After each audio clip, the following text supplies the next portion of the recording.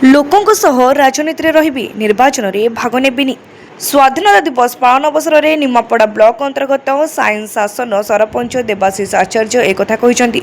ରାଜନୀତିର ଖୁବ୍ ଅଳ୍ପ ଦିନରେ ନିଜର ଏକ ସ୍ୱତନ୍ତ୍ର ପରିଚୟ ସୃଷ୍ଟି କରିବା ସହିତ ଟୁଲା ଭାଇନା ନାଁରେ ପଞ୍ଚାୟତବାସୀଙ୍କର ଅତି ଆପଣାର ନିଜ ପଞ୍ଚାୟତକୁ କିପରି ସରସ ସୁନ୍ଦର ଏବଂ ଏକ ନମ୍ବର କରି ଗଢ଼ି ତୋଳିବେ ସେଥିପାଇଁ ନିଜର ଚେଷ୍ଟା ଜାରି ରଖିଛନ୍ତି। ଯେଉଁଥିପାଇଁ ସାଇନ୍ସ ପଞ୍ଚାୟତକୁ ଆଦର୍ଶ ପଞ୍ଚାୟତ ଭାବରେ ଘୋଷଣା କରାଯାଇଛି। ତେବେ ନିଜର ବ୍ୟକ୍ତିଗତ କାରଣରୁ ରାଜନୀତିରେ ଲୋକଙ୍କ ସହ ରହିବି, ହେଲେ ପଞ୍ଚାୟତ ନିର୍ବାଚନରେ କୌଣସି ପଦବୀରେ ଭାଗ ନେବିନି ବୋଲି କହିଛନ୍ତି। ତେବେ ପଞ୍ଚାୟତବାସୀ ନିଜର ପ୍ରିୟ ସରପଞ୍ଚଙ୍କର ଏଭଳି କଥାକୁ ସହଜରେ ଗ୍ରହଣ କରିପାରିନଥିବା ବେଳେ ଆଗାମୀ ଦିନରେ ତାଙ୍କୁ ପୁନର୍ବାର ସରପଞ୍ଚ ଭାବରେ ଦେଖିବାକୁ ଚାହାନ୍ତି ବୋଲି କହିଛନ୍ତି। କର୍ମେ ଯିଏ ନର କର୍ମ ଏକା ତାର ଜୀବନର ମାନଦଣ୍ଡ। କର୍ମରେ ମନୁଷ୍ୟ ତାର ନିଜର ଆଗକୁ ଆଗେଇ ଥାଏ। ଦେବାଶିଷ ଆଚାର୍ଯ୍ୟ ଭାଇ ଏଠି 5 ବର୍ଷର ସରପଞ୍ଚ ଭିତରେ ତାଙ୍କର ଯେଉଁ ସୁକର୍ମ କରିଯାଇଛନ୍ତି ତାକୁ ପଞ୍ଚାୟତବାସୀ ସାରା ଜୀବନ ମନେ ରଖିବେ। 5 ବର୍ଷର କାମକୁ ସାରା ଜୀବନ ମନେ ରଖିବେ।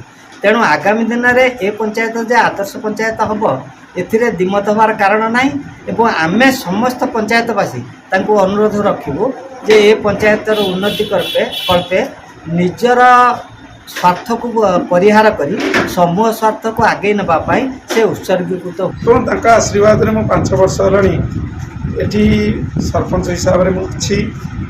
ଏ ବର୍ଷ ଅଗଷ୍ଟ 15 ଯେମିତି 5 ବର୍ଷ ହେଲାଣି ପାଳନ ହେଉଥିଲା ପ୍ରତିବର୍ଷ ପରି ମାଟ୍ରିକ ଟପର ଅଗଷ୍ଟ 15 ଆମେ ଆମ ପଞ୍ଚାୟତରୁ ସନ୍ଧାନ କରି ତାଙ୍କୁ ସମ୍ବର୍ଦ୍ଧନା କରୁ।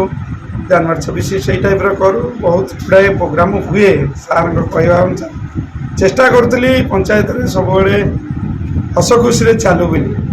ବହୁତ ଚେଷ୍ଟା ମଧ୍ୟ କରିଛି। ଆ ଭିତରେ କିଛି ନା କିଛି ଦ୍ୱନ୍ଦ୍ୱ ରହିଯାଉଛି। କେଉଁଠି ନା କେଉଁଠି ମୋର ଭୁଲ ବି ରହିଯାଉଥିବ ମୋର ଅନୁଭବ କରୁଛି। କାଳେ ଅଜାଣତରେ କିଛି ଭୁଲ ରହିଯାଇଥିବ। ସେଇଭଳି ମନକୁ ଆସିଛି ଯେ ମୁଁ ସାଧାରଣ ଜନତାଙ୍କ ସହିତ ରହିବି, ପଦପଦବୀ ନେବି ନାହିଁ। ଭାରତୀୟ ଜନତା ପାର୍ଟିର ଗୋଟେ ଗୁଣ୍ଡିଚି ହିସାବରେ ମୁଁ ସାରା ଜୀବନ ରହିବି ଏବଂ ମୋର ଶେଷ ରକ୍ତ ଥିବା ପର୍ଯ୍ୟନ୍ତ ମୁଁ ପ୍ରଭାତ ବାବୁଙ୍କ ନେତୃତ୍ୱରେ ଭାରତୀୟ ଜନତା ପାର୍ଟି ସହିତ କାମ କରିବି, କିନ୍ତୁ ପଦପଦବୀରେ ରହିବି ନାହିଁ। ବ୍ୟୁରୋ ରିପୋର୍ଟ, ତୀର୍ଥକ୍ଷେତ୍ର ଲାଇଭ୍।